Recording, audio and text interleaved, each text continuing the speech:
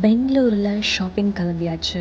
அப்படியே ஆட்டோவில் போகிற வழியில் அங்கே இருக்கிற பில்டிங்ஸ்லாம் பார்த்தா எல்லாமே ஒரே பேட்டர்னில் இருந்துச்சு. அது அப்படியே ஜாலியாக பார்த்துட்டு டயர்டாகி சாப்பிட போன இடம் தான் இந்த ஹல்லி ஜொன்னி பிரியாணி.